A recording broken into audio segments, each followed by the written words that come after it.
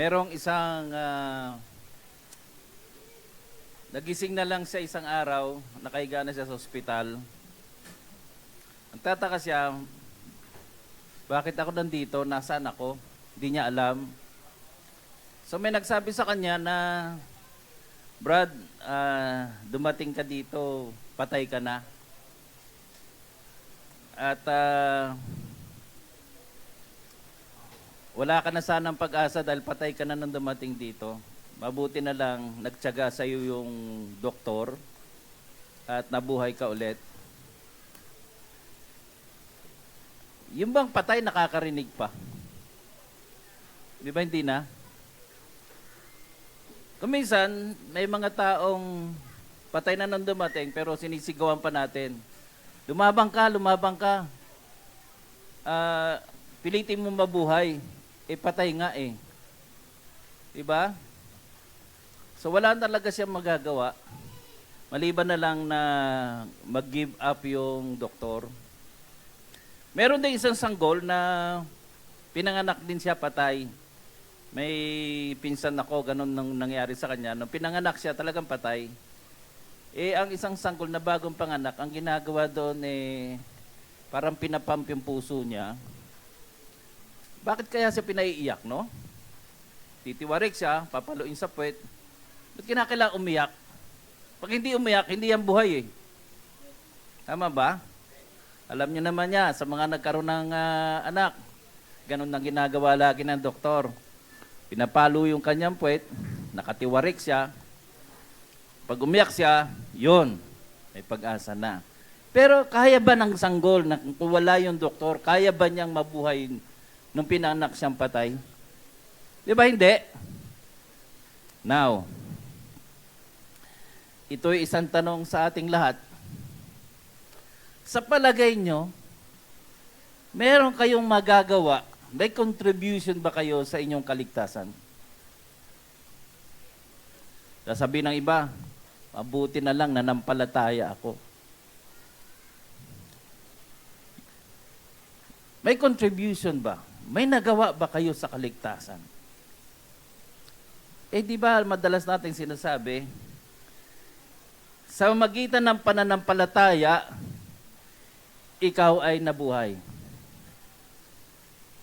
Okay, aayusin natin mamaya yan para makita natin kung talagang meron ba tayo kahit isang katiting na ginawa para maligtas ka. Okay? So, nawa ang Panginoong Diyos, ating Jesucristo ay pagpalain nawa ang umaga sa ating ito. Okay? Pwede na po tayo maupo.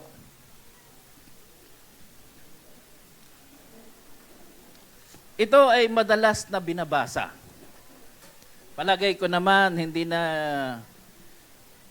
na kayo ignorante sa talatang ito. Na ang sabi doon, for by grace you are saved through faith. Kaya lang, hindi dinudugtong yung basa. May mga binabanggit doon na pinagtatalunan yung salitang through faith sa magitan ng pananampalataya. Ang problema, kanino kayang pananampalataya ito? Sa magitan ng biyaya, ikaw ay naligtas or iniligtas or nakaligtas. Ano kayang tamang translation noon? Sa magitan ng biyaya, ikaw ay iniligtas, naligtas, or nakaligtas. Pag nakaligtas ang translation, ibig sabihin, ikaw yung gumawa kaya ka nakaligtas. Kung ikaw ay naligtas, may gumawa noon. Hindi ikaw. Naligtas ka lang eh. Tama? So, alin kaya ang tamang translation? Okay. So, ang title ng ating preaching ngayong umaga is The Faithfulness of God. Ang katapatan ng Diyos. Okay, next. Habang ang pananampalataya ng tao ay nagwe-waver. Pabago-bago. Mabait ngayon, salbahe bukas. Banal ng linggo, luko-luko pag Lunes hanggang Sabado. Magpapakabait ulit ng linggo. Na-revive ng linggo, patay na naman ng 6 na araw.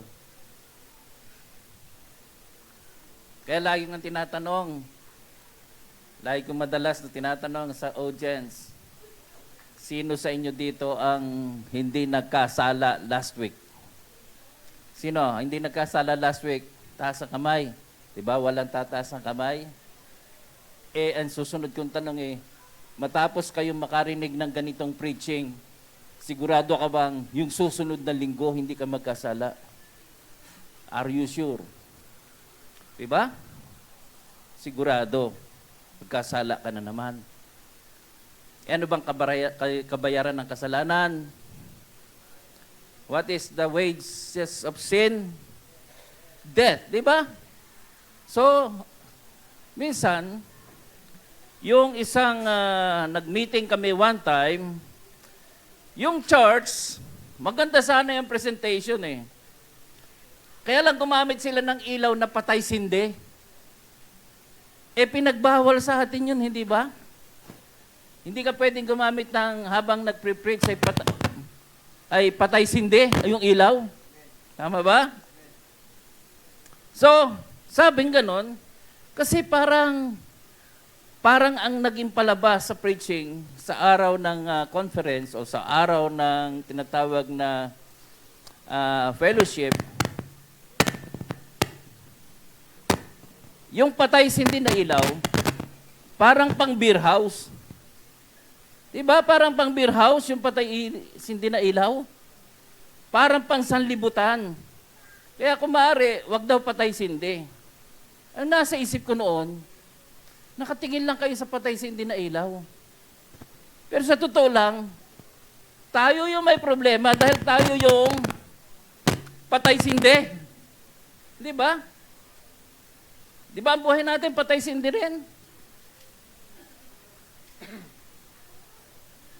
So, kung patay sindi tayo sa ating buhay, bawal din tayo. Tama? Kasi bawal daw yung sa mga tinatawag na worship service, bawal daw yung patay ang sindi, ang ilaw, kasi parang pansalibutan, parang beer house. Sabihin na natin, diretso ang ilaw. Ang problema dito, hindi naman yung ilaw. Ang problema dito, ikaw at ako. Kasi ang buhay natin, patay sindi rin. Tama ba? So, hindi naman yung ilaw ang ililigtas. Hindi naman yung ilaw ang dadalhin sa impyerno. Tayo yung patay sindi ang dadalhin sa impyerno. Tama ba? Okay. So, ang problema, ang tao nagwe-waver. Pabago-bago. Pabago ng desisyon, pabago-bago ng buhay. Ilan beses na ba tayong nangako pagkabagong taon, may New Year's resolution ka? Tumatalong ka para tumangkad. Naghahagis ka ng pera para umulan ng pera. Okay? Pagkatapos may kanya-kanyang pangako. Pero yung perang hinagis mo, hindi bumabalik. Tapos yung talon mo, hindi ka naman tumatangkad. Tapos yung New Year's resolution mo, bagsak na naman. 2 araw lang na nagtiis ka. Pagkatapos noon, saka na lang, sa susunod na lang na taon. Okay ba yun? Now, tuloy natin. Next slide, please. Kaya babasahin natin to. For by grace, you have been saved.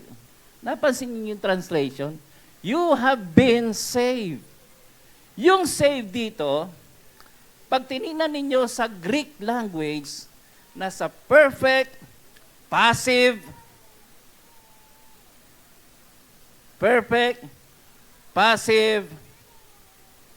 Ano? Participle. Pag sinabing nasa perfect passive participle, yung salitang passive, hindi ikaw ang gumawa. Pag sinabing passive, may gumawa nito para sa iyo. Halimbawa, si Pedro ay kumakain ng baka. Yung salitang kumakain ng baka si Pedro, nasa active yon. Pero pag sinabing si Pedro ay kinain ng baka, hindi si Pedro ang kumakain, yung baka ang kumain sa kanya. Pag sinabing yung baka ang kumain sa kanya, nasa passive form yon. Kaya ibig sabihin, hindi ikaw ang gumawa nito. May gumawa nito para sa iyo. Ginamit yung biyaya, instrumental yon para ikaw ay maligtas. Now, ito, through faith, sa magitan ng pananampalataya. Kaninong pananampalataya ito?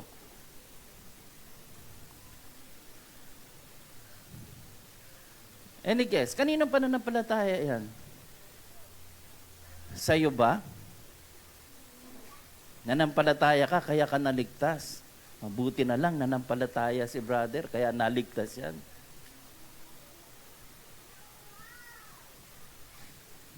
Ang sagot dyan, hindi ikaw yan.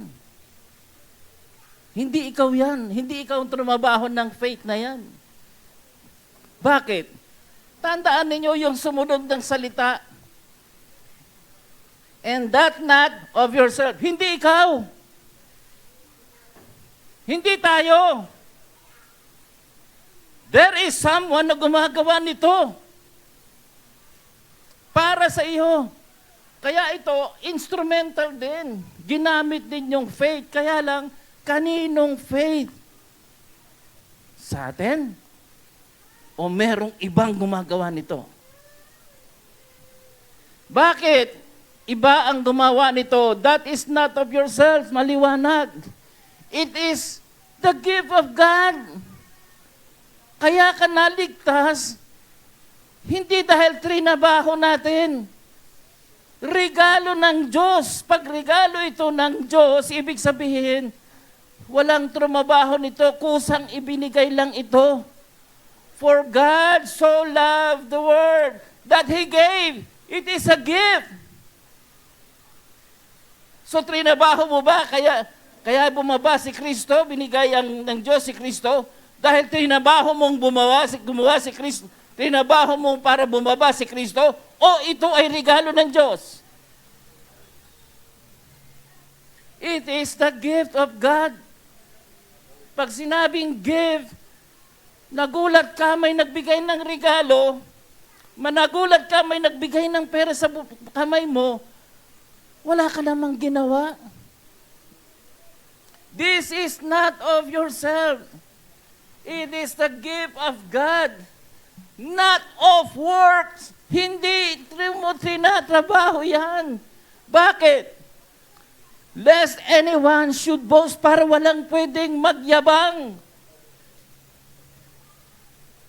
Kasi kung mayroon tayong contribution sa ating kaligtasan, lahat tayo may ipagyayabang. Bakit?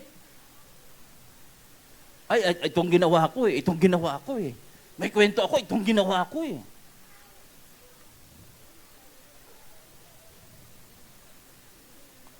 So may pagyayabang. Pag may kinikwento kang, ito yung ginawa ko.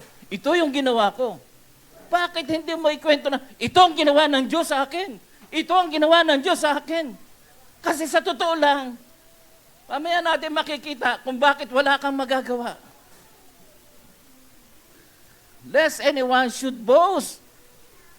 For we are His workmanship. Siya ang trumabaho, hindi tayo trumabaho. Siya ang gumawa ng tinatawag. For we, tayo, ay kanyang trinatrabaho. Created in Christ Jesus. Sino nag-create? Tayo o siya? It is God. You cannot exist by yourself. Hindi mo kayang lumitaw sa mundong itong sariling gawa mo. Ano, putok sa buho? Bigla ka na lang lumitaw sa mundong ito? O may nagtrabaho nito para ikaw ay ma-create? It is God. Bakit ka create? For good works, para makagawa ka ng tama. Hindi dahil gumagawa ka ng tama. Kaya ka create ng Diyos, tinatrabaho ka ng Diyos, para ikaw mismo gagawa ng tama. Hindi ka makagagawa ng tama kung wala ang trabaho ng Diyos sa buhay natin.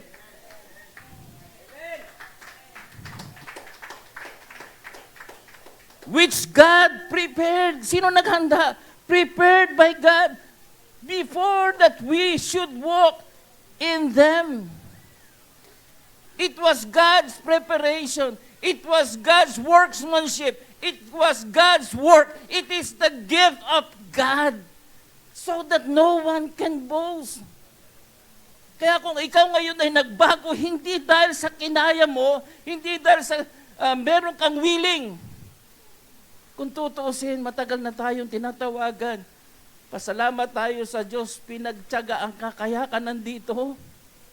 Matagal ka nang binabalik-balikan, inaaralan. Matigas ang ulo natin. Minsan, siyempre, iiyak ka. Mangangakong magbabagong buhay, parang New Year's resolution. Pero balikan naman sa dating buhay. Pero mabuti na lang may nagtatrabaho nito para sa ating buhay. Mabuti na lang may Diyos na nagtsatsaga sa atin. Mabuti na lang, hindi siya tumitigil sa iyo. Hindi pa tapos ang trabaho niya sa ating lahat. Pero ang tao, madaling sumuko. Next slide, please. Ito yung isang magandang tanong. Nagulat si Christ. Inaasahan niya ang kanyang sariling bayan. Doon niya makikita ang matinding pananampalataya. Kung minsan magugulat ka, nagkaroon ka ng problema, hindi ka patira ng tumulong sa iyo. Ang tumulong sa iyo, kapitbahay mo, na hindi mo ka pananampalataya. Umaasa ka na kapag may problema ka, ang church ang tutulong na mauuna sa iyo. Pero kung minsan ang nararanasan mo, ang dumadamay sa iyo, yung hindi mo ka pananampalataya. Palagay ko naman maraming nakaranas sa atin yan. Ilang beses ako natutumba sa motorsiklo. Tumatawag ba ako sa UPC, tulungan nyo natumba ako. May mga kusang tao na bababa ng motor. Tutulungan kang itayo. Hindi mo tinanong, UPC ka ba? May nalulunod. Hindi siya sumisigaw ng UPC, tulong. Wala. May lifesaver. May mga tumatalon para iligtas ka. Nasiraan ka sa daan, may lalapit din sa'yo. Kasi ito yung kaso na nagulat si Christ. May senturyon na lumapit kay Christ. Ang sabi niya, pwede po bang tulungan mo yung aking katulong ay may sakit? Sabi ni Christ, sige, pupunta ako sa bahay niyo. Ang sabi nung centurion, sabi niya, wag mo nang abalahin ang sarili mo. Kasi ako, Panginoon din ako eh. Marami akong tauhan. Pag sinabi ko na, sa mga tauhan ko na umalis kayo, aalis yan. Pag sinabi kong lumapit kayo, lalapit yan. Kaya alam kong gagawin mo rin yan, kaya mo rin yan, Panginoon, magagawa mo yan. Nagulat si Christ. At ang sabi sa kwento sa Matthew 8:10-12, Now when Jesus heard this, nang marinig ito ni Jesus, He marveled, nagulat siya, and said to those who were following, mga tagasunod na yan ha, may mga followers na si Christ. Pero sabi niya, truly I say to you, I have not found such great faith with anyone in Israel. Hindi ako nakakita ng ganitong klaseng pananampalataya sa aking sariling bayan, sa aking sariling church. Tagalabas pa, ang nakita kong may ganito. Actually, nung sinusulat ni Mateo yan, sino ba ang sinusulatan dito ni Mateo? It was addressed sa mga Hudyo. Kaya ito'y masakit na pandinig.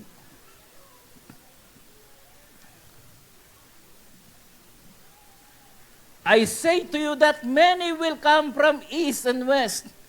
Masakit na namang salita ni Christ.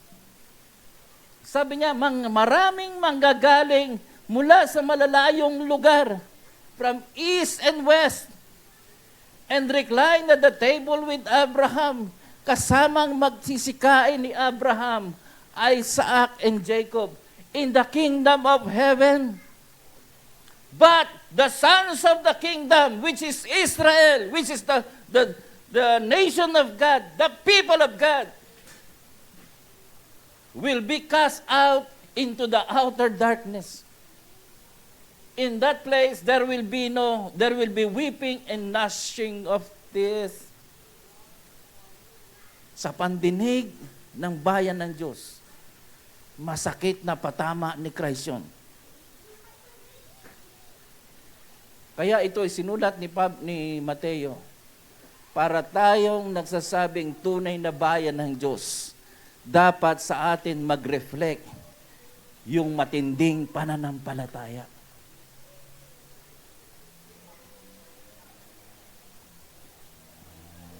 Next.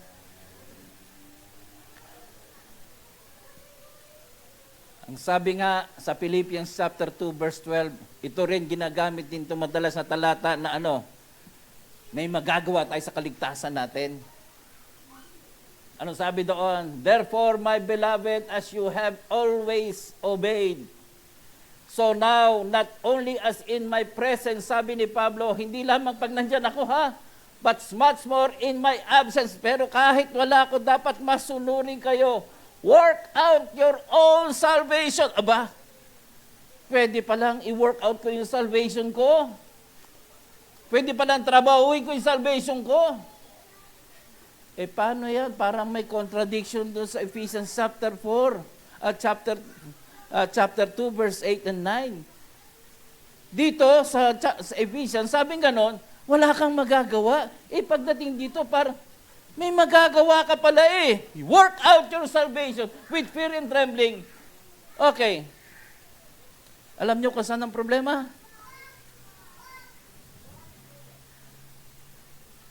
Pinuputol yung basa ng talata.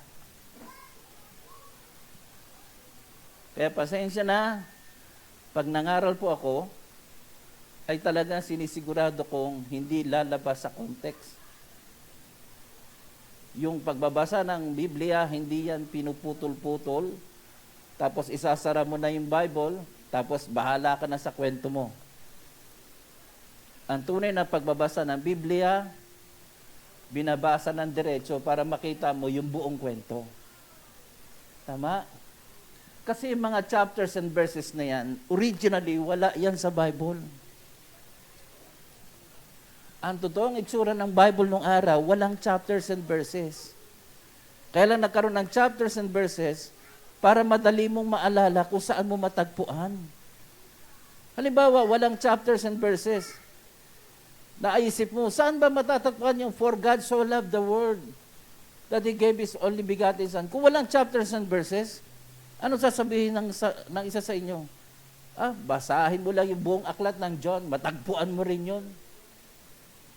Pero hindi Kaya para makatulong sa atin ito, ang problema, nangyari, nung nagkaroon ng chapters and verses, pinagputol-putol talaga natin. Inihiwalay natin sa tamang konteksto. But, if you are seeking for truth, you want to understand the Bible, Forget the chapters and verses. You read it continually na sa ganun makita mo ang talagang sinasabi ng Biblia. Bakit sinabi sa Ephesians? Okay, balikan natin to. Ibig mo sabihin, may role ka sa salvation. You can work out your salvation. Next verse. Sige, diretso natin. Pagdating sa 13, sinong trabaho na yun? Kaya ka nag-work out. For it is God who works in you. Siya ang tumatrabaho sa iyo. Lagi kanyang kinakatok, lagi kanyang ginigising, lagi kanyang pinapaunawa. He equips on working in you to will. Nang sa ganun gustuhin mo. And to act, ikilos mo. In order to fulfill His good purpose. Alam niyo, yung misis ko, hindi ko lagi siyang kasama. Pero ang kulit ng misis ko. Nakita niyo, tumataba na naman ako. Sabi ng misis ko, sabi niya, hindi magtagal, mamatay ka. Pagkatapos mong kumain, tulog. Kain, tulog, basa, upo. Tapos, kakain, tulog. Anong ginagawa ng misis ko? Araw-araw pupunta sa bahay, nanggigising. Bangon ka. Hindi pwede yan. Mamatay ka ng maaga. So, he keeps on working. And then, sabi niya, bumangon ka. Ito yung sapatos mo. Ito yung jogging pants mo. Para kumilos ako. Eh, siyempre, para wag lang kayo mag-away, tatayo na ako. Pero nagpapasalamat ako. Bakit? Eh, kung hindi makulit ang misis ko, baka matagal na akong inatake. Ganon din tayong lahat. Ilang beses ka nang tinatamad. Kung tutuusin, ilang beses na tayong maging sa panaginip, maging sa mga karanasan, mararamdaman mo yung presensya ng Diyos na kinikilos ka. Hindi lamang yung napumupuri tayo na we can feel the presence of God. Huwag yun ang tingnan mo. Yung presensya niya, trinatrabaho ka niya, kinakatukan niya, kinakausap ka niya. Habang nakikinig ka sa praising na ito, ikaw ay kinakausap na isang munting tinig na naririnig mo sa iyong puso. Tulad niyan. Sinabi ko bang pumalakpak kayo? Di ba hindi? Eh bakit kayo pumalakpak? Kasi nararamdaman mo yung tinig ng Diyos sa sarili mo. Na kaya ka pumapalakpak. Nabubuhay ka. Na kanina ka pa parang parang walang buhay. See? Kaya yung kilos mo pumapalakpak. Pumupuri sa Diyos, hindi dahil sa akin yun, hindi dahil sa iyon, pinapaunawa sa ating lahat ang salita ng Diyos para kumilos ka sa iyong buhay nang sa ganon, hindi ka mamatay. Next slide, please. Kaya sabi ko, there is problem of translation. Kaya pag kayo ay talagang palabasan ng Bible, makikita nyo na may kaibahan yung English translation sa Tagalog version. Okay. Next slide.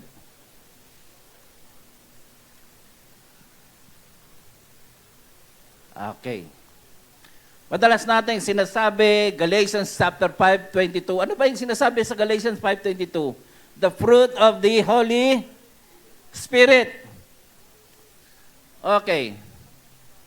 Kasama sa fruit of the Holy Spirit, sabing ganon, okay, ang fruit of the Holy Spirit, pneumatos, is love, joy, peace, pagtatyaga, okay, kabutihan, okay, at yung pistis. Ang translation niya sa King James Version is faith. Ang bunga raw ng Holy Spirit sa buhay natin ay kasama din yung tinatawag na faith, pananampalataya. So, the Greek word here is pistis, which can be translated, dalawang pwedeng i-translate yan. Pwedeng faith pwedeng faithfulness, pagtatapat. Kasi yung faith, pananampalataya, faithfulness, katapatan, or pagtatapat. Now, alin kaya ang talagang tamang translation? Next slide, please. Sa King James Version, faith ang kanyang translation. Sa New King James Version, faith din ang kanyang translation. Ang bunga daw ng Holy Spirit, ayon sa King James, sa New King James, ay pananampalataya. Yung bang Holy Spirit may pananampalataya? Yun ba ang itinatanim niya sa'yo? Or may ibang version, pati Tagalog, isama na natin. Next slide. Pagdating sa New International Version, hindi faith ng translation niya, faithfulness. Trinatrabaho sa atin ng Holy Spirit ang pagtatapat. English Standard Version, faithfulness din. New American Standard Version, faithfulness. Ang Biblia ng Tagalog, pagtatapat, hindi pananampalataya. Ang Biblia ng 1978, pagtatapat din. Magandang balita, Biblia, katapatan. So kung titingnan natin dito, nung nakita nila na ang translation dapat nito ay faithfulness, may problema yung salitang faith. Ipapakita ko mamaya sa inyo na talagang tugma talaga sa salitang faithfulness. God's faithfulness. Isa sa mga bunga ng Holy Spirit ay yung trinatrabaho niya tayo para magkaroon ng tinatawag na pagtatapat. Faithfulness. Okay. Next slide. Kasi itong problema. Ang tao hindi consistent sa katapatan. The wavering faith of man. And immediately, Jesus stretched out his hand and caught him and said to him, "Oh, you of little faith, why did you doubt?" Sinabi niya sa tao, ang hina kasi ng pananampalataya mo, bakit ka nagdududa? Sino sa atin hindi nagduda dito? Mamaya ipapakita ko sa inyo, kahit mga alagad, kahit na 12 disciples, hindi rin nagtatapat, nagdududa rin. Next slide, tingnan natin. Yes, we trust God, but can God trust us? May salita sa perang ito, sa American dollar, in God we trust. Okay naman sana yon. Ang problema lang, ang Diyos ba nagtitiwala sa iyo? Can God trust you? What do you think? Kapag kakatiwalaan ka ba ng Diyos? Sa maraming bagay, hindi tayo mapagkatiwalaan. Sigurado ka bang yung mga tinuro sa iyo sa church na ito ay gagawin mo nga talaga araw-araw?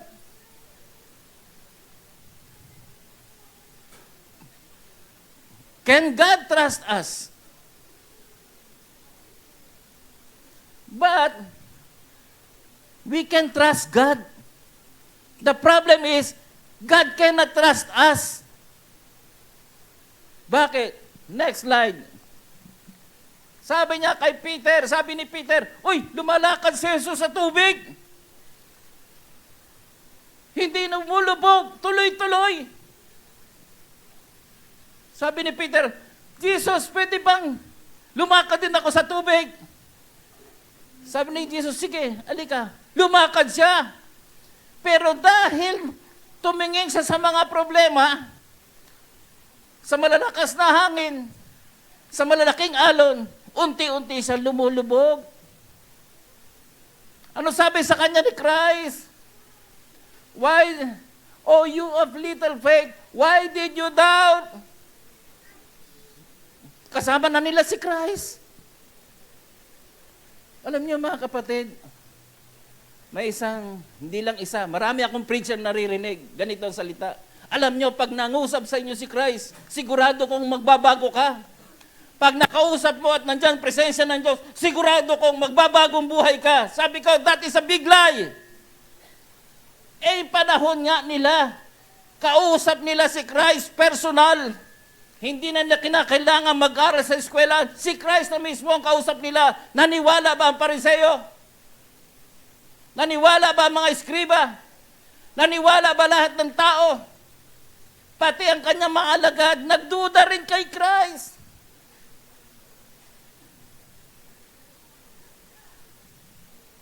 Kaya sabi na, why did Peter doubt? Kung tutusin, he had just witnessed many miracles. Marami siya nakitang milagro ni Christ. He knew the power Jesus possessed. In fact, Jesus healed his own mother-in-law. And yet, he still showed little faith. The truth is, Peter took his focus of Jesus. Wala. In the storm. And in that is when he began to sink. Nakita nyo? Sila Pedro na nga, nagduda pa. Tayo pa kaya? Next slide.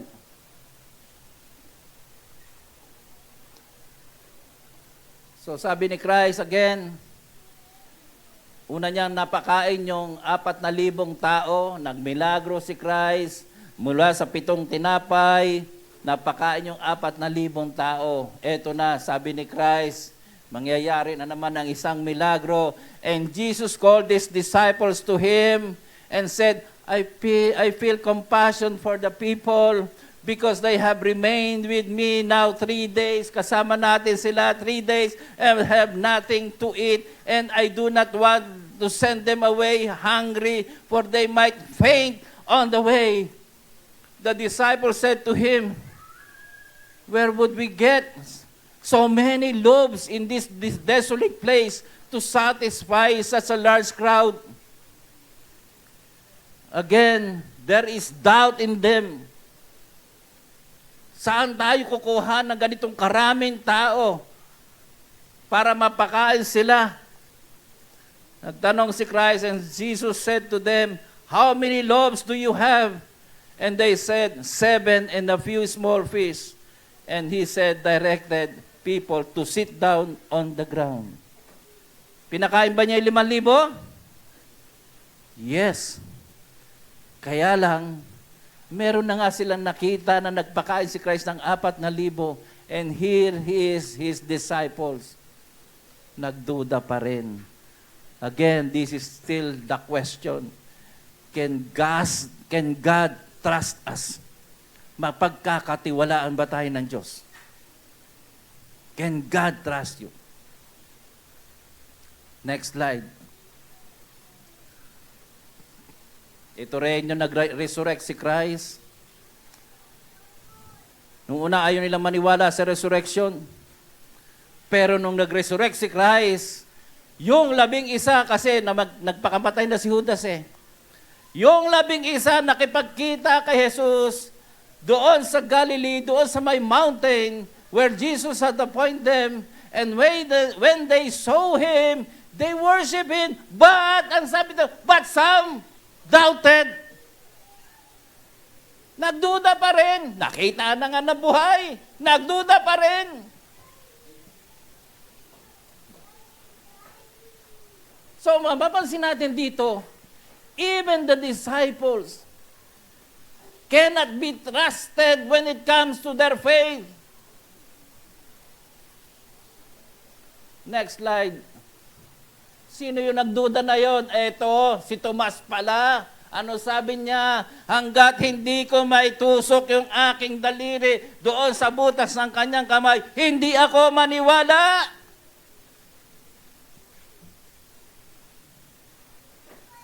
Jesus said, put your finger here and see my hands. Reach out your hand and put it in my side doon sa tusukan ng sibat. Sabi ng Christ, do not doubt but believe. Thomas answered him, My Lord and my God. Jesus said to him, Have you believed because you have seen me? Naniwala ka ba dahil sa nakita mo lang ako? Tinawag mo akong Diyos at Panginoon. At naniwala ka dahil nakita mo ako. Pero sabi ni Christ, Blessed are those who have not seen me and yet have come to believe. Mas, kung tutuusin,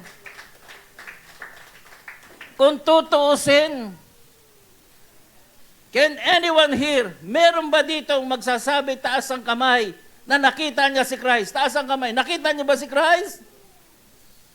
Hindi. And yet you believe. Ano ibig sabihin niyon? Mas mapalad pa tayo kay Tomas kahit kasama siya sa 12 alagad. Doon lang sa naniwala nung nakita niya. Pero tayo, we continue to believe kahit hindi natin nakikita ang Panginoon. Sa barding yon, doon natin nahigitan. Nahigitan ang isa sa 12 alagad. Kaya kahit hindi tayo kasama doon sa panahon na yon, but still we continue to believe in God.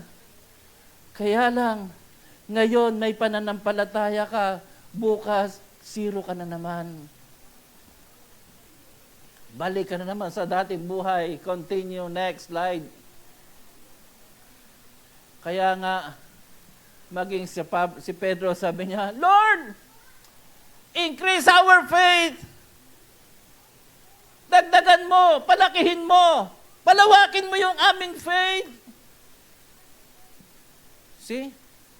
Di nyo ba napansin? Maging mga alagad, nagdududa, maging mga alagad, maraming beses na sila'y kine-question niya si Christ. Maging si John the Baptist yung nakakulong. Ano sabi ni John the Baptist sa kanyang mga tauhan? Tanungin mo nga doon, yung si Jesus na yun. Kung meron ba talagang darating na Kristo o maghihintay pa kami? Maging si John the Baptist na pinakilala niya si Christ, nagduda rin kay Christ. Sa mga kunikwento ko sa inyo kanina pa, nakita ba ninyo, napansin ba natin, na ang pananampalatayan ng tao ay paganong-ganon, pabago-bago. And yet, sasabihin natin, may magagawa tayo sa salvation. No!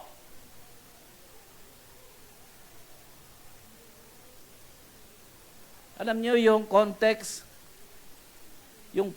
ng Ephesians chapter 2 verse 8 and 9, For by grace you are saved through faith, and not of yourself,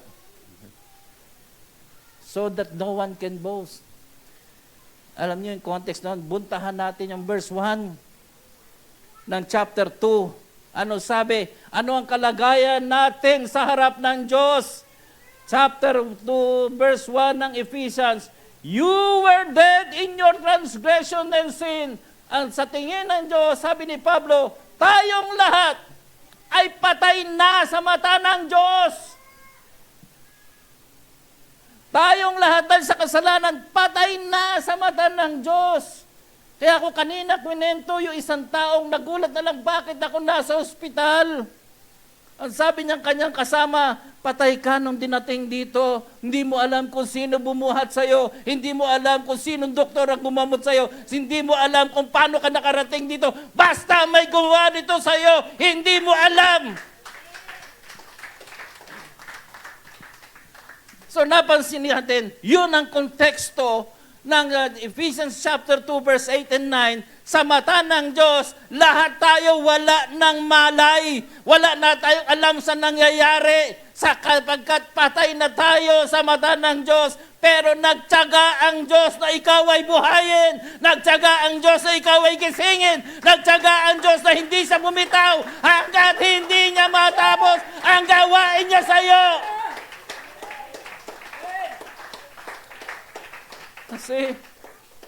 Kaya sabi dito, Ephesians, For by grace, sa biyaya lang ng Diyos, ang dami mong kalokohan. Kaya ka nabaril, hold upper ka kasi. Kaya ka namatay. Durugista ka kasi. Kaya nangyari ito sa'yo. Hindi ka kasi nakikinig hanggang sa ikaw ay namatay. Pero ang Diyos ay nananatiling tapat. Nananatiling faithful sa kanyang pangako. Kaya ka nadala ulit sa rehabilitation. Nadala ka sa isang lugar na kung saan pwede kang buhayin at ituloy ang pangako ng Diyos. Alam nyo yung kwentong ito. Kung hindi nagtatapat ang church na ito, pansinin ninyo, kung hindi nagtapat ang church na ito, matagal na itong nawala. Pero kung tutuusin, marami sa atin dito umaattend sa church. May time na hindi ka attend, may time na darating ka ulit. Pag ganong-ganong ka, kung minsan mas mahalaga pa yung gagawin mo sa labas kaysa pagpunta sa church. Patay-sindi ka sa loob ng church. Pero mabuti na lang ang isip nila, pastor. May pandemic man o wala, tuloy ang paglilingkod. Dumating ka man o hindi, tuloy ang paglilingkod sapagkat ito ang magiging daan din sa kaligtasan natin. Pero tayo, patay-sindi. Halimbawa, patay-sindi rin ang church na ito. Di ba mag-iisip kayo, bukas kaya yung church na yun?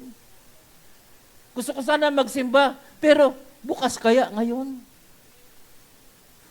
Pero dahil hindi tumitigil ang church na ito, bumagyo, umaraw, magkaroon ng pandemic, ikaw ay nawawala, pero ang church na ito, kahit na bawal, tinutuloy ang pagsisimba nang sa ganon, matuloy ang plano ng Diyos. May anak ako. Kaya siya nakatapos, hindi dahil nagsumikap siya. Kaya siya nakatapos dahil ako'y naging tapat sa pangako ko sa kanya. Hindi pa siya pinapanganak. Ang plano ko, makatapos siya ng pag-aaral, magkaroon ng magandang buhay. Graduate siya ng elementary, okay pa ang kanyang performance. Graduate ng high school, gumaganda ang kanyang performance. Pagdating ng college, nagloko, naglayas. Kung hindi siya nakatapos, kasalanan ko ba? Hindi. Humiwalay siya. Pero yung isip ko, consistent ako. Basta ito bumalik humingi ng tawad, itutuloy ko ang plano ko sa kanya. Kaya sa Ephesians rin mababasa yung predestination. Ephesians chapter 1. Hindi dahil sa once saved, always saved. Hindi yon. Ang sinasabing predestination, matagal nang may plano sa atin ang Diyos. Kaya lang ang problema, humihiwalay tayo sa Diyos. Pero nang bumalik ang aking anak, matapos sa ilang buwang naglayas, bumalik siya, lumuhod sa akin, sabi niya, pa, gusto kong makatapos ng pag-aaral, but I'm still consistent with my plan. Tapat pa rin ako sa aking pangako sa kanya. Sabi ko, walang dalawang salita, sige anak, tuloy ang plano. Kung ikaw ay nagbago, hindi ako nagbabago sa plano sapagkat yun ang plano ko noon pa. Ganon din tayong lahat. Patay-sindi tayo sa pananampalataya. Pero yung tinatawag na faithfulness of God, basta bumalik ka, humingi ka ng tawad, tuloy ang plano niya sa'yo.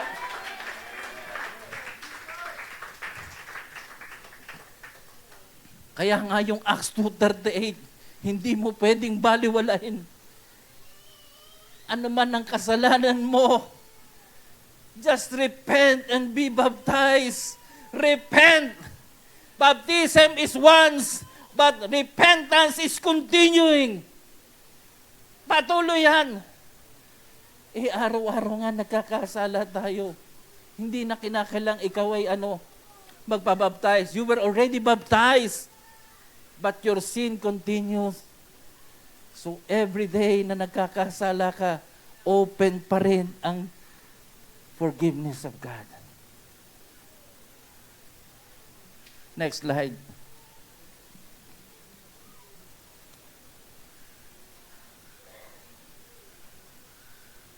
Kaya sabi nga niya sa kanyang mga alagad, kung ang Diyos nga dinadamitan yung mga damo na nabubuhay sa ngayon, pero bukas ay mawawala na, paano pa kayang ikaw ay dadamitan ko na maliit lang ang pananampalataya?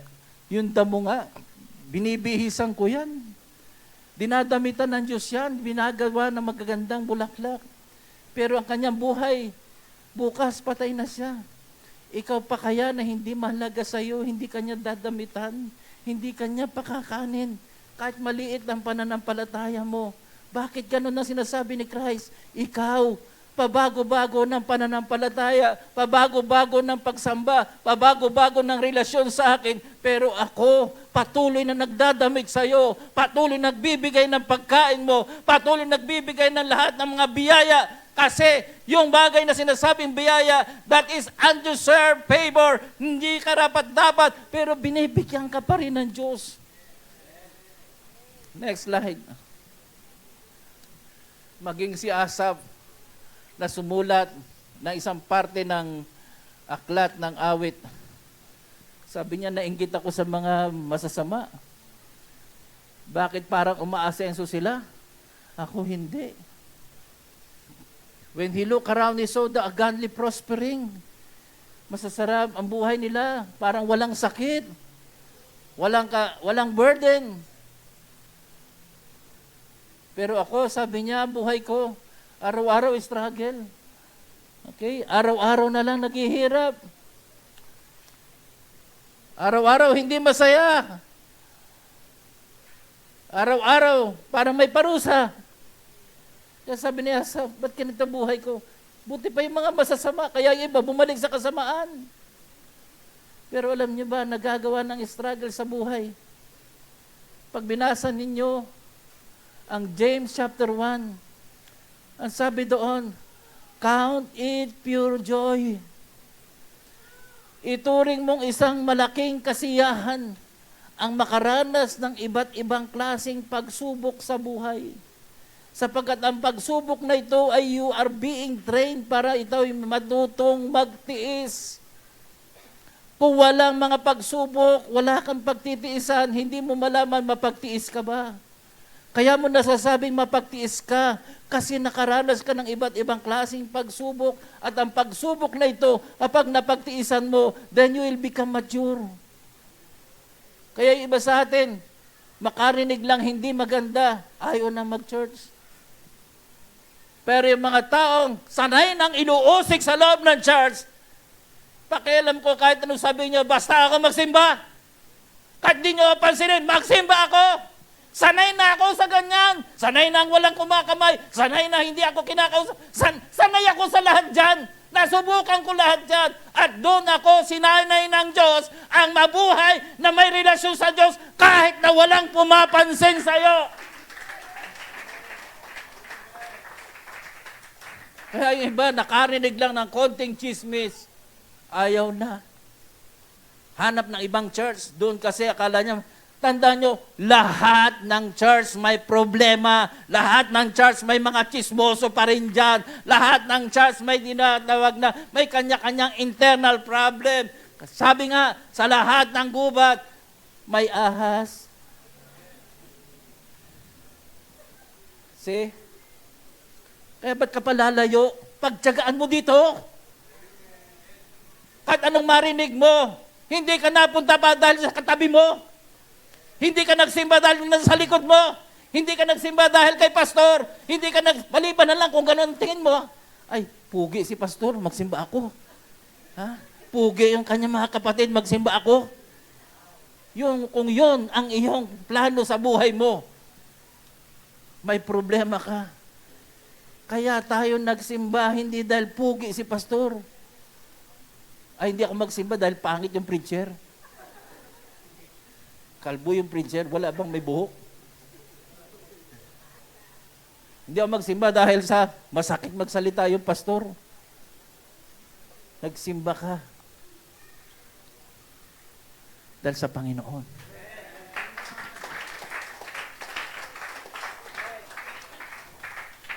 So wag kang mainggit kung pugi yung iba at pangit ka.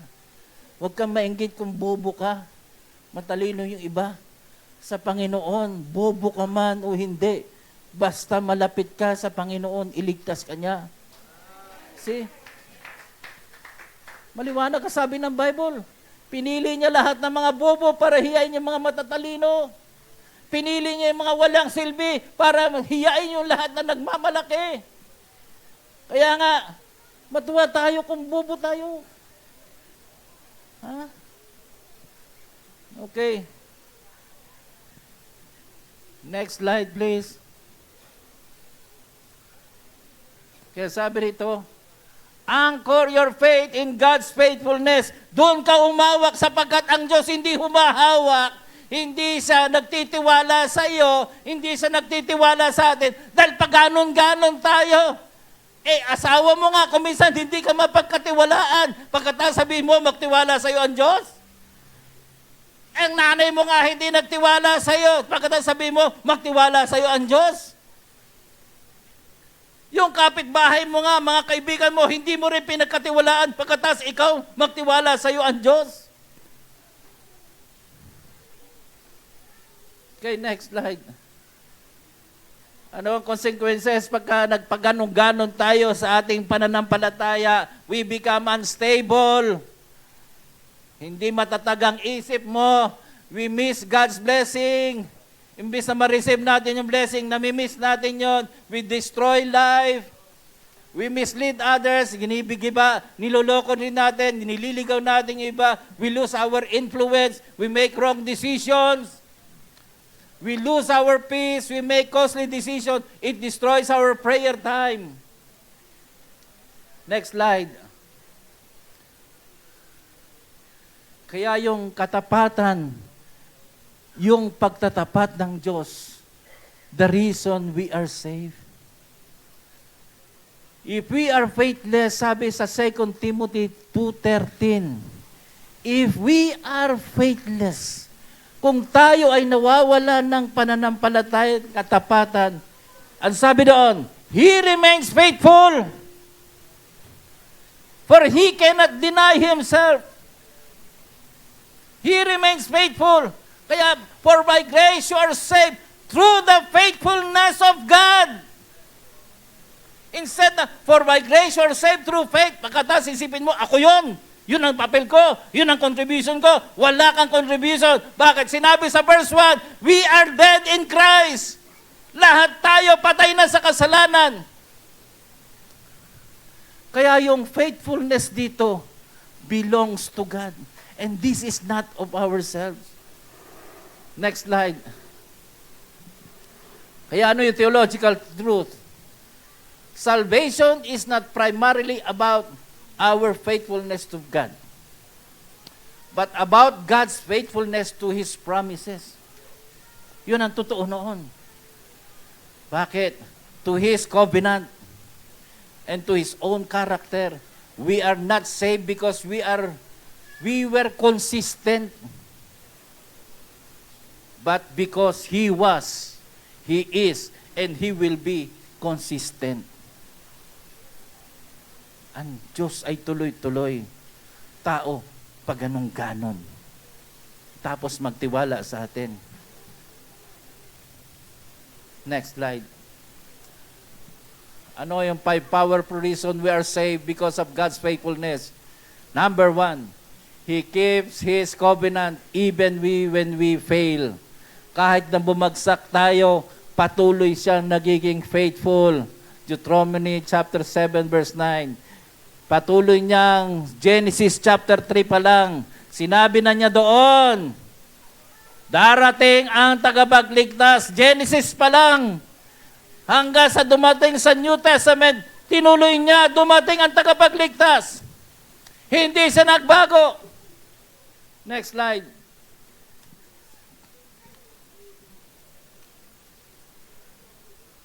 He does not change, so we are not destroyed. Alam nyo, mahirap kung ang Diyos natin pabago-bago. Kapag hindi pa tayo naligtas, sa atin ang problema. Sa Diyos walang problema. Bakit? Tuloy natin. He is faithful to forgive. Ano ang prerequisite para ikaw mapatawad? Sige nga. Ano ang isang dapat mong gawin para mapatawad ka?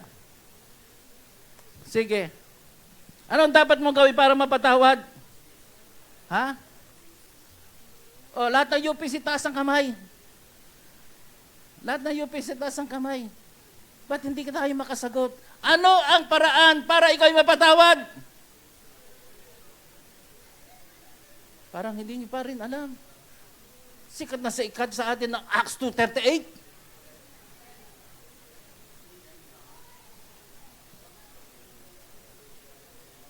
Repent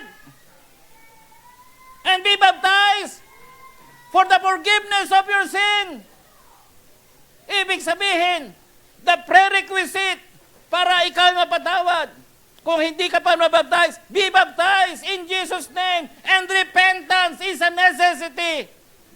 Sabi ng asawa ko, nagtatalo kami. Panay ang katwiran ko. Sabi ng miss, kung kanina ka pa humingi ng sorry, tapos na ang away. Panay ang katwiran mo. Panay ang sagot ko. Pero kung nauna ka nagsabing, sorry, hindi ko nagawin, patawarin kita, tapos na, masaya na tayong dalawa. Pero panay pa rin ang katwiran mo.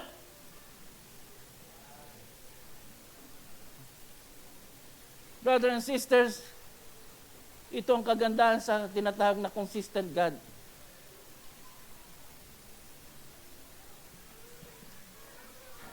Next slide. He will complete what He started. Marami sa atin, mag-aaral daw, nag-enroll, pero hindi tinapos. Sino sa atin dito hindi nakatapos ng pag-aaral? Believe ako sa church na ito. Lahat nakatapos ng pag-aaral. Walang nagtataas ng kamay. Ha? Hindi nyo maamin, hindi kayo nakatapos ng pag-aaral. Taas ang kamay, hindi nakatapos. Oh. Diba? Ano nangyari? Nag-enroll kayo kahit pa paano ng grade 1. Tama ba? Kaya lang marami kang dahilan, kaya ka hindi nakatapos. Pero ang Diyos natin, He will complete what He started. Kaya ang kanyang plano, ang good news dito, ang gospel dito, bakit lagi nating ipinapako lang sa death, burial, and resurrection? Pag sinabing gospel, that is good news. Pag sinabing good news, hindi nagtatapos sa death, burial, and resurrection. Ang good news pa dito, when we come to heaven, nandun na tayong lahat, hanggang doon ang good news na ito.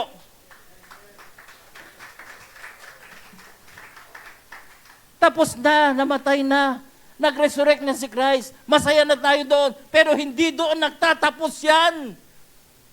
Sapagkat hinihintay pa rin natin yung pagdating ni Kristo, yung araw ng rapture, hinihintay pa rin natin yun. Hanggat hindi dumarating yun, patuloy tayong naghihirap, patuloy ang struggle natin, patuloy ang pagtitiis natin. Pero kapag sinabing darating na ako, masaya na tayo, hindi tayo iniligay sa ere. Pag rapture, nandun tayo sa ere, habang buhay tayo na sa ere. Hindi. Dadaling ka sa langit ng bayan, at yun ang ending ng kasaysayan. He will complete what is started. Marami sa atin, di nakatapos ng pag-aaral. Dahil sa ganun nga. Alam mo, sakit ng Pilipino? Nasa mga libro natin yan, kultura yan, sa sociology. Problema sa Pilipino, manyana habit. Pag sinabi manyana habit, mamaya na lang. Mamaya na lang, hanggang sa wag na lang. Ano pa sakit ng ningas kugon. Nung bagong binyagan, mainit. Isang nabinyagan, mainit. May paiyak-iyak pa yan. Pagdating ng linggo, wala na naman. Kaya marami sa atin nagbibilangan, ilan na baptize? Nagbibilangan, 20 na baptize. Sumunod na linggo, bumalik ba? Wala. Hanggang nagtuluyan lang, wala. Maraming baptism pero walang church growth. Parang, yabang ko po na sa lola ko nun eh. Nag-enroll po ako ng engineering. Sabi ng lola ko, wag mong ipagyabang yan. Ipagyabang mo pag natapos mo engineering. Nung nakita kami ng lola ko, wala akong pinagyabang. Hindi nga ako nakatapos ng engineering. Okay, so, yun ang masakit. Kaya nga, sure ka bang kasama ka sa rapture? Nandiyan lang yung pangako ng rapture. Pero ang tanong sure ka bang kasama ka doon? O nag-a-assume ka lang na kasama ka? Okay, next slide. Kapag when you feel unworthy, unstable, uncertain, remember ito. You are not saved by your performance. You are saved by His promise. You are kept not by your grip on God, but by His grip on you. Next slide. Next slide, please. Kaya ito, maliwanag ito. Romans chapter 3, verse 3 to 4a.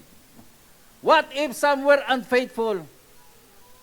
Does their faithfulness, yung kawalan ba nila ng pagtatapat, nullify the faithfulness of God? Sabi niya, by no means hindi. Bakit? Let God be true. Hayaan natin ang Diyos ay laging totoo, sapagat ang tao ay laging laging sinungaling. Ano sabi nga sa isang aklat ng Biblia, that is I think in 1 John, sino daw mga sinungaling? Taas ang kamay! Ayaw niyong aminin? Ang nagsasabing hindi siya nakakasala ay sino daw? Ano daw siya? He who tells that he does not sin. Sino man nagsasabing hindi nakakasala ay ano? Kaya ngayon, para hindi kayo lumabas sa sinungaling, aminin ninyo, aminin natin lang, makasalanan ako, Panginoon!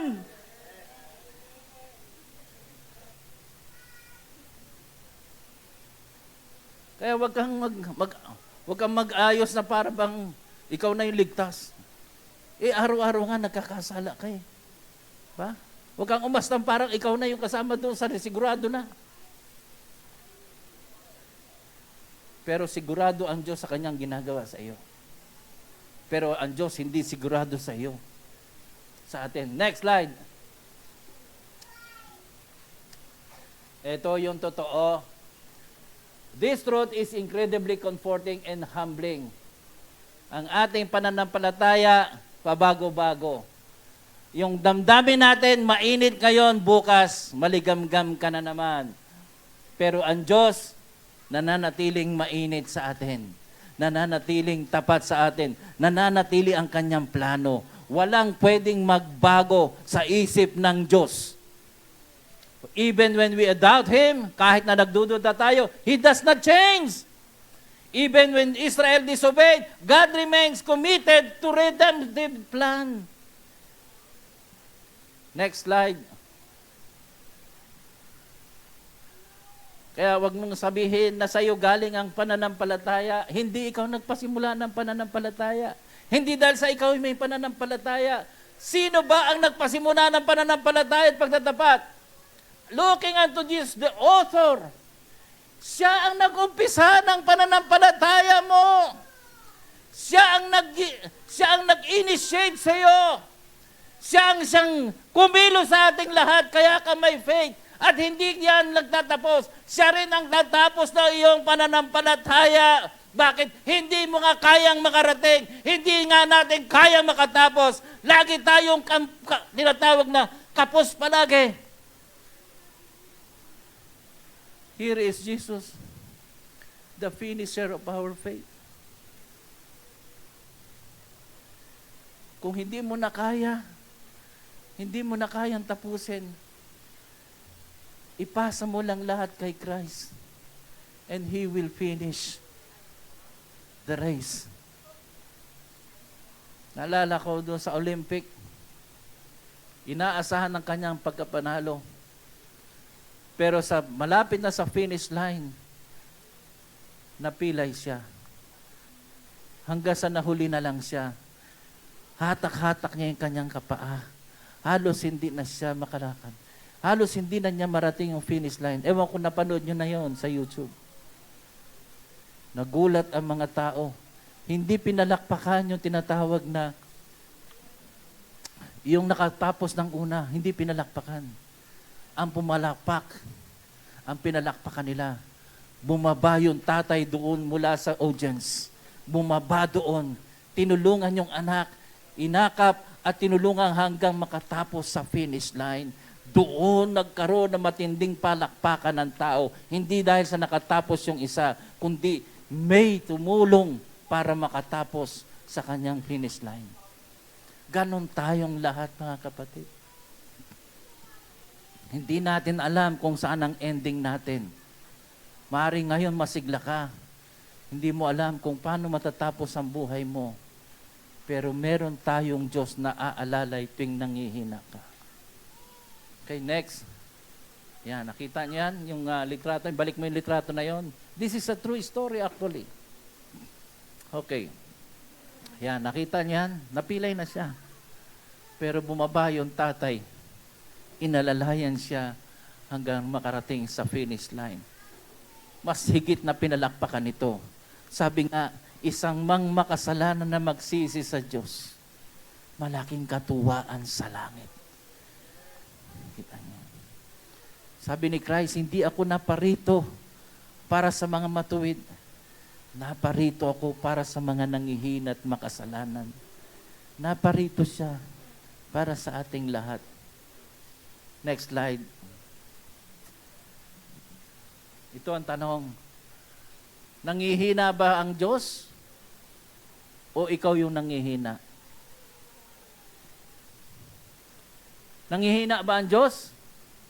Is God getting tired? Napapagod ba ang Diyos? O nangihina ang tao? Sabi nga, this question invites deep reflection on the unchanging strength of God versus the fragility of human nature. Bakit? Halika, Brad. Dito ka. Okay. Tingnan ninyo.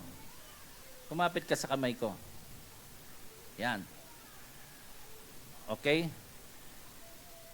Pwedeng nangihina si kapatid, pero tinataas ko ang kanyang kamay.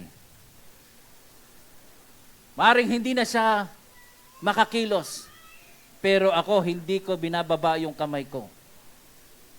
Pwedeng wala na siya, wala nang lakas, pero ako nananatiling malakas. Kaya lang naman nagkakaroon ng hindi ka naliligtas. Maliban sa nangihina ka na, ginano mo pa yung kamay ng Diyos.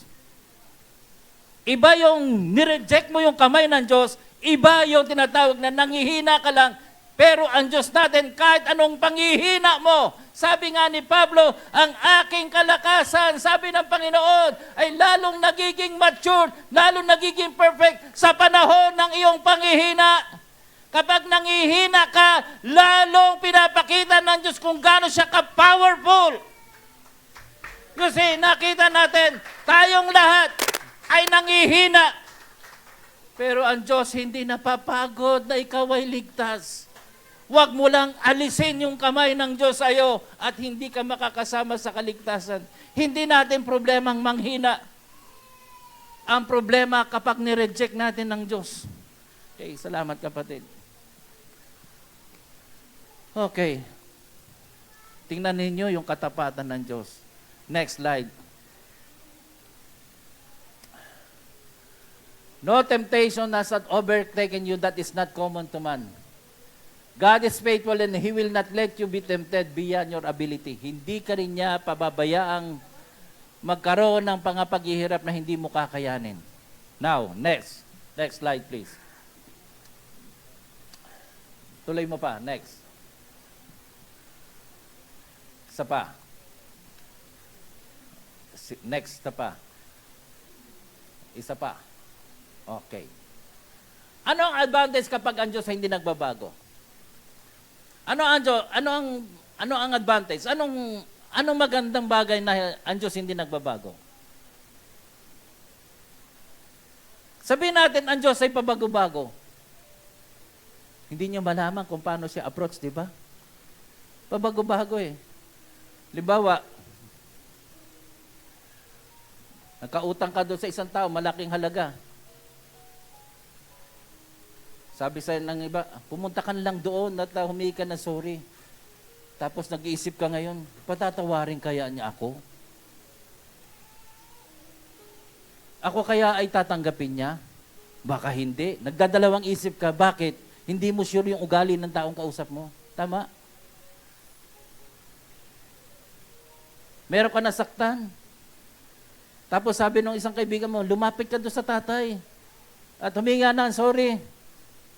Baka suntukin ako eh. Baka gumante. Hindi, baka sibukan mo, baka sakaling patawarin ka niya. Nag-iisip ako, baka hindi ako sure.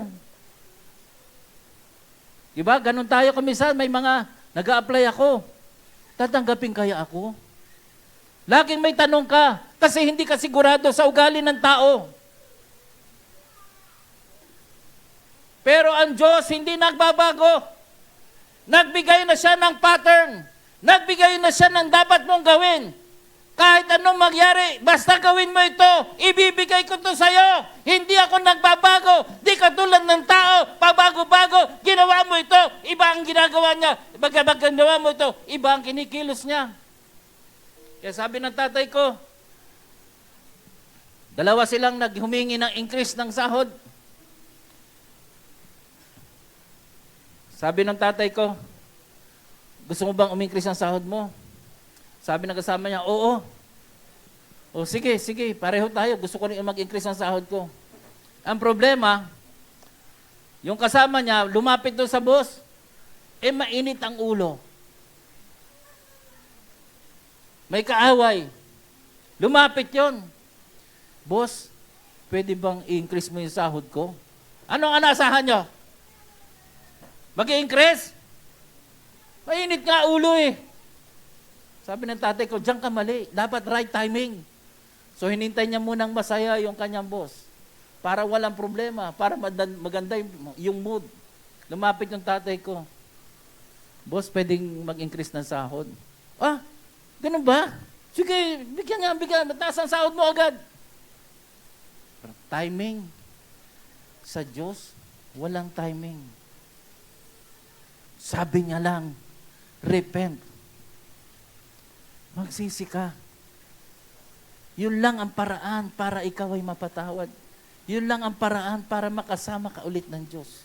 Walang condition sa Diyos. Ang mahalaga, yung sinasabi niyang pamamaraan, huwag mong kalilimutan because our God is consistent. Ito ang nangyari sa isang nabuhay na puro kasalanan. Okay, next slide. Nung una, nakapako silang tatlo. Si Jesus Christ at yung dalawang magnanakaw at mamamatay tao doon sa kanyang kaliwat kanan. Nung una, habang nakapako silang tatlo, the robbers who had been crucified with him were also insulting him with the same words. So sabay sila. Ikaw, tagapagligtas. Pareho sila. Iniinsulto nila si Christ. Ganon din ang sinabi sa Mark 15:32. Those who crucified with him also heap insult on him. Kung ikaw talaga ang tagapagligtas, bumaba ka dyan, iligtas mo kami. Pareho silang iniinsulto si Christ. Pareho silang galit kay Christ. Pareho silang nagdududa kay Christ. Itong dalawa na ito, hindi nila kilala si Christ. Itong dalawang ito, hanggang sa mamamatay na lang, puro pa rin kasalanan ang ginagawa. Sa buong buhay nila, puro kasalanan. Sobrang masama na sila. Pero yung isa biglang nagbago. All of a sudden, yung isa ay biglang nagbago ng isip. Ano nangyari? Next slide.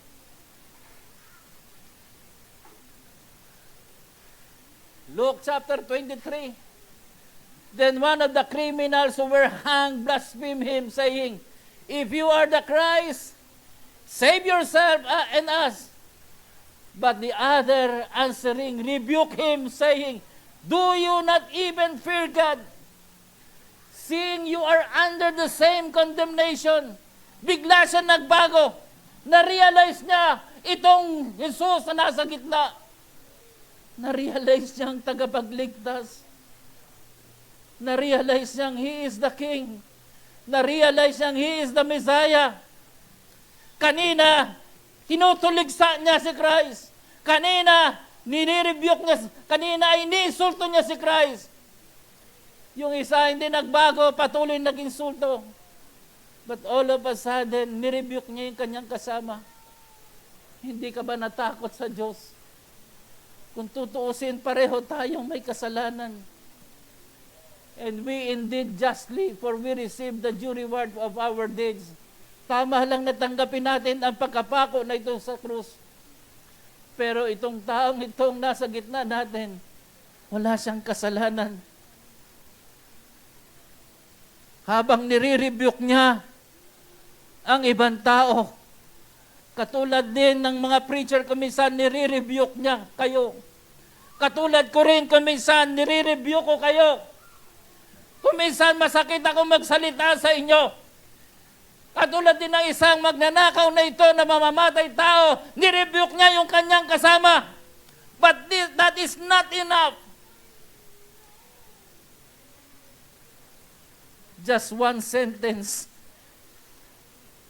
Maaring 60 years old na siya, maaring 50 years old na siyang puro kasamaan, puro kalokohan, puro pagpatay, puro tinatawag na lahat na yata ng kasamaan, nagawa na niya.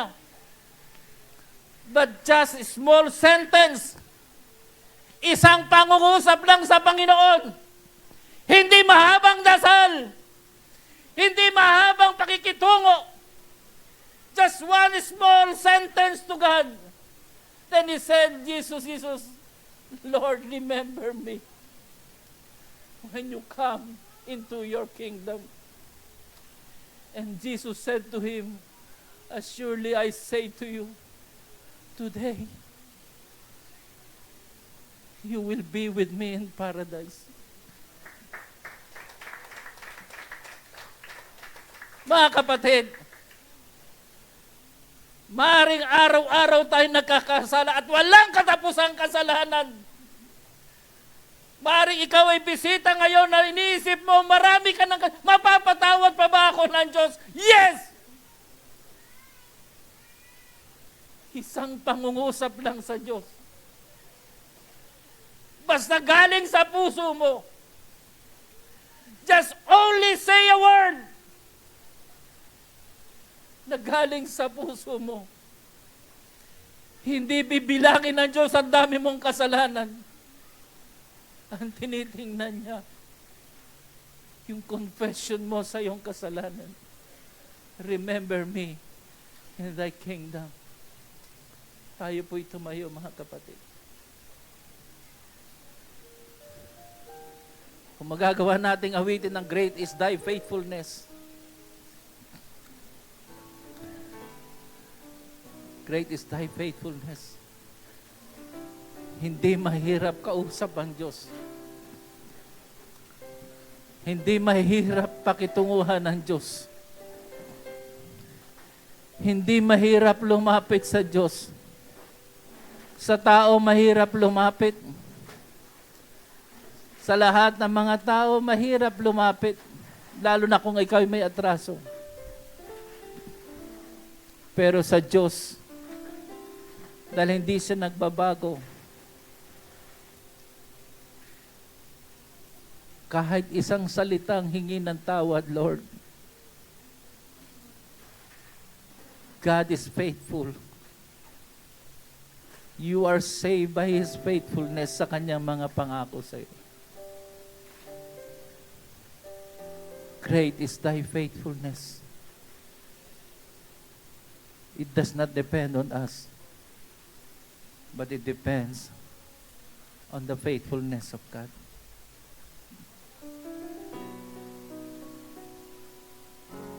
Meron bang gustong ihingi ng tawad? Kahit bukas magkasala ka pa rin sa Diyos, you continue ask forgiveness for God. Tandaan natin na tayong lahat ay naligtas. Hindi dahil tayo magaling. Hindi dahil tayo member ng church. Hindi dahil sa tayo nagbabasa lagi ng Bible. Kasi kahit anong gawin natin, ang sabi nga ni Pablo, kahit ako, sabi niya, araw-araw pa rin akong nakakasala sa Diyos. But seek the first. Seek the Lord. Ask for forgiveness. Give praise to Him.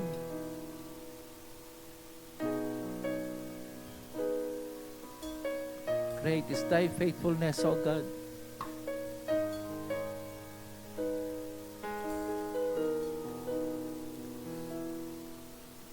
Meron bang gustong lumapit? Na para ipahayat niya sa Diyos. Na Lord, bukas magkasala na naman ako. Lord, bukas magkagawa na naman ako ng kalokohan. Pero Lord, hindi mo talaga ako pwedeng pagkatiwalaan, Lord. Mahina ako, Lord. Wala akong lakas. Kapag ako'y nakakaranas ng iba't ibang pagsubok, hindi ako bumibitaw sa iyo, nangihina lang talaga ako. Salamat na ikaw'y nanatiling kumakapit at nananatiling nangahawak sa aking kamay. Ito yung sinabi ni Naaman nung siya'y paalis na at pagkatapos mapagaling ng ketong. Sabi niya sa propeta, sabi niya sa kanyang sa lingkod ng Diyos, babalik ulit ako doon sa aking kaharian. At sigurado makakagawa na naman ako ng kasalanan. Pero ipagdasal ninyo ako sapagkat ako'y nakatali doon sa aking paglilingkod sa hari na yun. Brothers and sisters, hindi dahil member ka ng UPC, ibig sabihin sure ka na. Ang kabayaran ng kasalanan ay kamatayan. Pero hindi pwedeng mabaliwala ang Acts 2:38. Just always ask for forgiveness. Repentance is always a necessity. Meron bang gustong lumapit sa harap?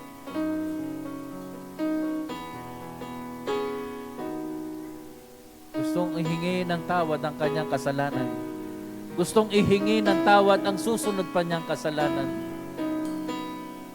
Thank you. Tandaan ninyo, kung ikaw man ay lumalapit sa Panginoon, hindi dahil ikaw ay nagkukusa. Alam ko ng iba sa atin dito, kanina pa kinakausap ng Diyos. Siya ang kumikilos sa iyo para magawa mo yung mga bagay na tinatawag na paglapit sa Kanya. It is not by your works. It is not of yourself. I do not expect na lahat kayo lalapit sapagkat ang Diyos natin ay may mga taong sadyang kinakausap. Kung nahihiya ka sa katabi mo, may problema ka. Kung nahihiya ka na ikaw ay pagtawanan ng kasama mo, may problema ka. Do not reject the Word of God.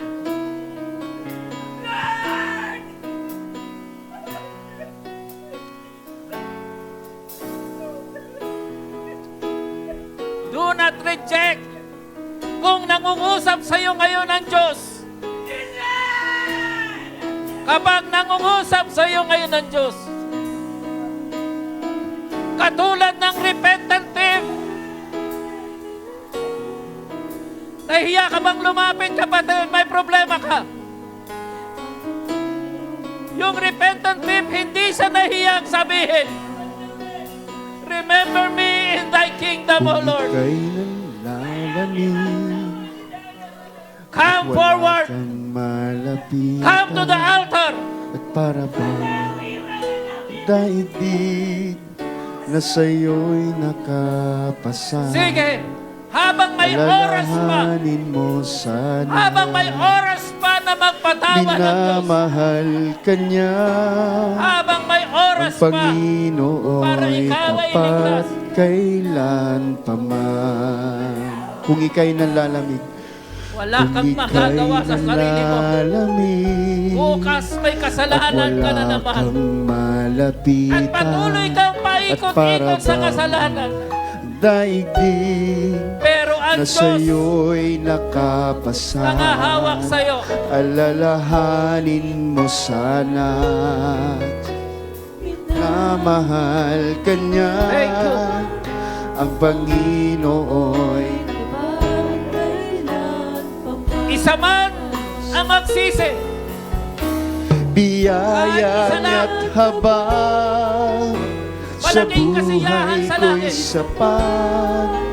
Di man karapat dapat na ako ay niligtas.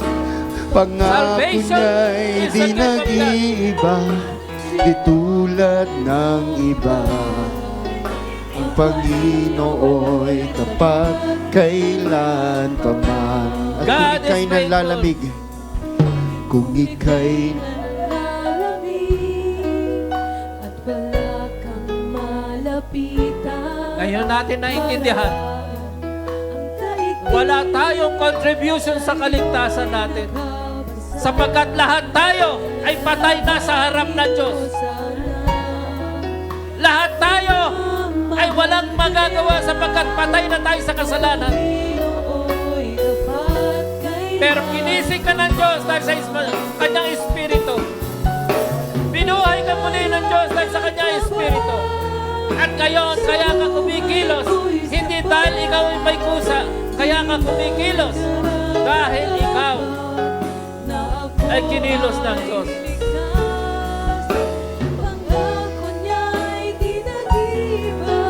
Praise God. Hallelujah. Ang Panginooy tapat kailan pa man.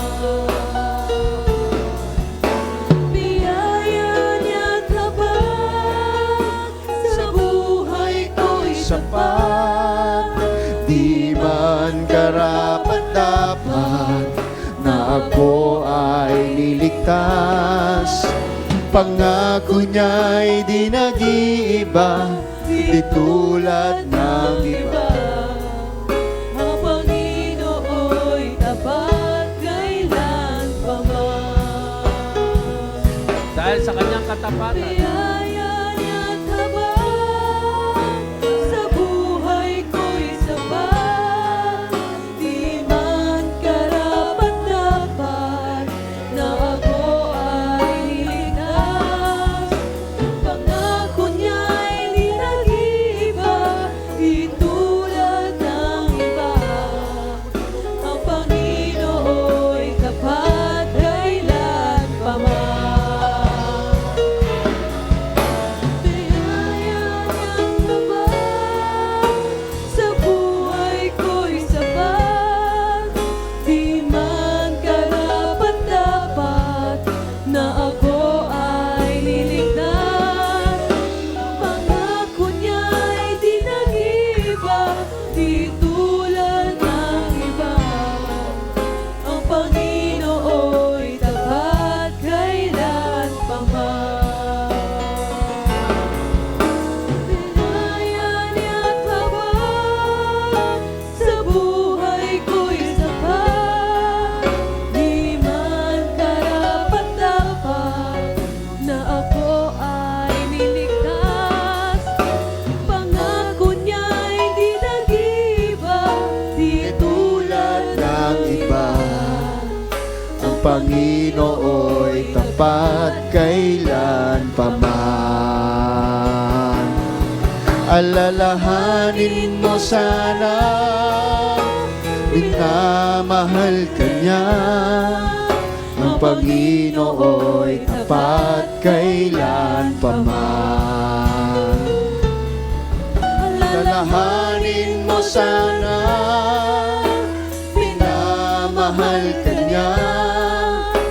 Panginoon'y tapat kailan pa man. Alalahanin mo sana, minamahal ka niya. Ang Panginoon'y tapat kailan pa man. Panginoon'y tapat kailan pa man. Ang Panginoon'y tapat kailan pa man. Tayo po'y manalangin, mga kapatid. Dakilang Diyos, maraming salamat po sa mga bagay na paglilinaw tungkol sa aming kaligtasan. Sapagkat ikaw'y nananatiling tapat, nagiging faithful ka sa plano mo ng salvation. Ikaw ay hindi mahirap lapitan. Ikaw ay isang Diyos na consistent. Hindi kami nagdadalawang isip kung anong iyong plano sapagkat dahil sa mga salita mo, naintindihan namin ang plano ng salvation, Lord. At hindi mo ito binabago. Nananatili ito simula pa ng una, ngayon at magpakawalang hanggan. The plan of salvation remains. Bagamat nagbabago kami ng ugali, Lord. Kuminsan nagdududa kami. Kuminsan, Lord, nawawala kami ng tiwala. Sa kabila ng lahat na naranasan namin ng iyong kabutihan. Pero madalas pa rin, Lord, na kami tumitiwalag. Madalas pa rin, Lord, na nabubuhay kami sa kasalanan. Pero Lord, maraming salamat sa iyong pagtatapat. Alam namin, Lord, ang paghingi ng tawad ay isang susi para kami ay mapatawad. Mahalaga, Lord, huwag mo kaming tigilan. Huwag kang tumigil hanggat hindi kami makasama sa kaligtasan, Lord. Maraming araw na nangihina na kami, maraming araw nagdudukad na kami, maraming araw na kumari ay ayaw na namin. Pero hindi ka pa tapos sa ginagawa mo sa amin. Salamat, Lord, sa iyong presensya, hindi lamang sa church na ito, hindi lamang sa lugar na ito. Lord, maraming salamat na sinasamahan mo kami sa lahat ng oras. Sa labas man o saan man kami mapunta. Alam namin, Lord, ang presensya mo ay hindi tumitigil hanggang sa magtagumpay ang plan of salvation, Lord. Hindi dahil sa aming kalakasan, Lord, kundi dahil sa iyong magpawalang hanggang pagtatapat at faithfulness mo sa iyong pangako sa iyong mga anak. Salamat, Lord. Alam kong natutuwa ka na may mga taong lumapit sa harap na ito upang ipahayag nila kahit na member na sila ng UPC, kahit matagal na silang nabaptize, pero ganun pa man, Lord, alam kong natutuwa ka sa mga taong nagsilapit na ito, sa mga taong nagsalita ng kanilang isip, sa mga taong humingi ng tawad.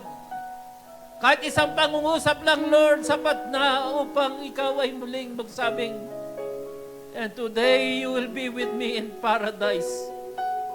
Lord, magkakasala pa rin kami bukas.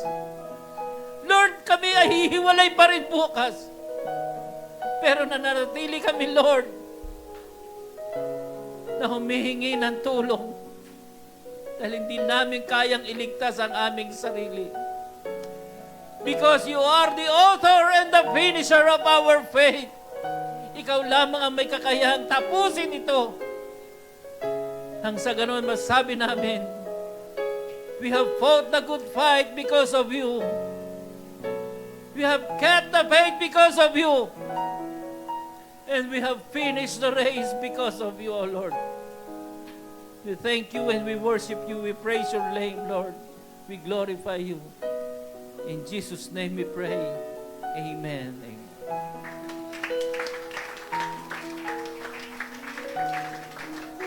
Praise the Lord. Lakasan pa ho natin ang palakpak sa Panginoon. Dahil ang Diyos ay tapat, mga kapatid. Amen. Sa panahon, lalo't sa panahon na tayo ay hindi tapat sa ating Panginoon. Amen. At magsabing amen. Mabuti. mabuti ang Panginoon at salamat sa Panginoon. Amen. Ang binigay ng Diyos sa atin, grace and mercy, habag at biyaya. Ano po ang difference ng dalawa? Yung grace, yung hindi ka karapat dapat sa regalo na yon, pero binigay niya sa iyo willingly. Yung mercy, yung dapat paparusahan ka, pero tinanggal ng Diyos sa iyo yun. Grace and mercy ang binigay sa atin ng Panginoon. Amen?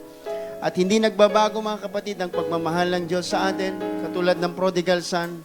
Amen? Siguro akala ng prodigal son, nagbumaba yung level ng pagmamahal sa kanya ng kanyang ama. Pero nung pagbalik niya mga kapatid, nakita niya yung pananabik ng tatay niya, tinakbo siya, niyakap, hinalikan mga kapatid kahit mabaho. Ganyan po mga kapatid tayo, kapag lumapit tayo sa Panginoon, tinatakbo ka niya, niyayakap ka niya, hinahalikan ka niya. Ganun po magmahal ang ating Panginoong Jesucristo. Muli pa mga kapatid, palakpakan nating malakas. Amen. The Lord is faithful. God is faithful. It is of the mercy of God that we are not consumed.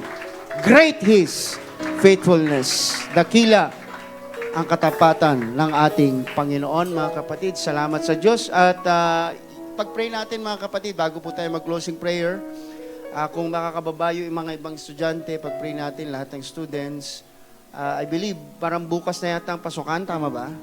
Bukas na, no? Kasi yung last week, yung anak ko, nagpasukan na last week. Pero yung karamihan sa mga estudyante, teachers, Sister Joanne, bukas bang pasukan? Tama? Nung last week pa. Pero pag-pray natin sila, mga kapatid, amen? To keep them from any dangers, at ingatan sila ng Panginoon at bigyan sila ng katalinuhan ng Diyos, ilayo sila sa tukso ng kaibigan, barkada. Amen. Ingatan sila sa kanilang pagbiyahe, pag-uwi. Sige po, sige lapit dito na lang lahat ng mga estudyante. Pag-pray natin sila o kahit Bible school yan, okay lang. Pray natin sila mga kapatid.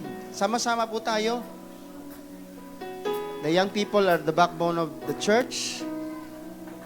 Di ba? Sige. Ilayo sila sa mga mapagsamantalang lalaki na manliligaw, sabihin na natin ganon. O, di ba? Sa tuwing uwi sila sa late na oras, ang pag-iingat ng Diyos, mga kapatid, ay sumakanila. Yan. At i-provide ng Panginoon lahat ng pangangailangan nila sa projects, assignments, mga uniforme, at ano pa man, mga kapatid. Amen. Sige po. Taas po natin ating kamay, mga kapatid. Salamat sa Diyos. Panginoong Jesucristo, maraming salamat muli.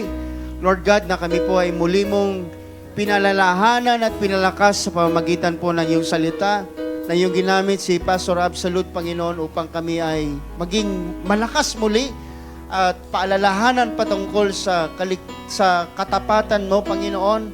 Totoo po yun, Panginoon, kami ay mahina at wala kami talagang naiambag, Panginoon, sa aming kaligtasan. Ito po ay lahat tinrabaho mo sa amin. Ang taming nagagawa namin, Panginoon, ay magpakumbaba, magsisi, Panginoon, tagapin ka sa aming buhay, Panginoon. Salamat muli, Panginoon, sa kaliwanagan. Muli ang aming mga espiritu ay na-revive. Panginoon, nawa ang mga salitang itong aming natanggap ay magsilbing kalakasan at gabay sa aming buhay, Panginoon. Salamat, Panginoon, Lord, muli, Panginoon, at nandito po ang iyong mga anak, Panginoon, ng mga estudyante na papasok sa eskwelahan at pumapasok na, Panginoon. Dalangin namin, Panginoon, ang ibayong kalakasan, ang pag-iingat, Panginoon, na igawad mo po sa kanila. Magtalaga ka, Panginoon, ng mga angels, Panginoon, na mag-iingat sa aming mga anak, sa aming mga supling, Panginoon, na pumapasok at umuwi galing sa eskwelahan. Cover them with your precious blood, Panginoon. Anumang masamang balak ng kaaway ng dyablo ay rebuke in the name of Jesus Christ of Nazareth. Lord, sila'y maging ilaw at asin, Panginoon, sa eskwelahan na kanilang pinapasukan, makita ang iyong kaluwalhatian, ang liwanag, Panginoon, ang iyong kaluwalhatian sa kanilang buhay. Ilayo mo sila, Panginoon, sa tukso ng barkada, bisyo, Panginoon, in the name of Jesus. Patuloy sila sa pagdalo, Panginoon, hallelujah, sa araw at oras ng pananambahan, Lord. Maraming salamat, Panginoon, at ipagkaloob mo ang katalinuhan, karunungan, Panginoon, na nanggagaling sa iyo. Buksan mo ang langit at pagpalain mo sila lahat ng pangangailangan nilang material na bagay para sa kanilang projects, matrikula, Panginoon. Ikaw po ang siyang mag-provide in the name of Jesus Christ of Nazareth. Maraming salamat muli, Panginoon, and we claim the blessing. We claim the victory right now. Hallelujah. Because you are the faithful God, Panginoon. Ikaw ang Diyos na hindi nagbabago. Ikaw ang Diyos na hindi nagsisinungaling, Panginoon. Right now, we claim all the blessings, Panginoon, in the name of Jesus Christ of Nazareth, Panginoon, sa aming pansamantalang pag-uwi. Panginoon, bitbit namin, Panginoon, ang kagalakan, ang kasiyahan, ang pagpapala, Panginoon, mula sa iyong salita. Patuloy ka naming pupurihin at pasasalamatan sa aming buhay. Ikaw, Panginoon, ang siyang bahala magpala sa aming pamilya, Panginoon. Lord God, magkaroon ng pagkakaisa, ng pagbibigayan, Panginoon, sa loob ng tahanan. Ang pag-ibig, Panginoon, ay lumaganap sa bawat isa. Maraming salamat po muli. We give you glory and honor. We love you. In the name of Jesus Christ, we pray. Amen and amen.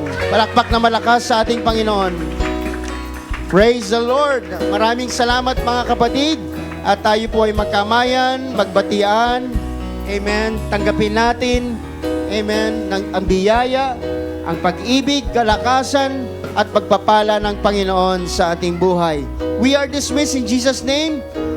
Pwede po kayo magpaiwan. Tayo po ay kakain. Meron po tayong mumunting pagkain dyan.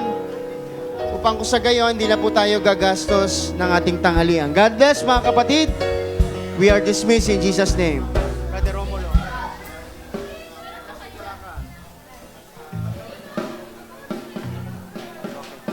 Yung small group natin, Joshua, Brother Meljan, paki-assist. Ikaw muna. Join mo muna sila.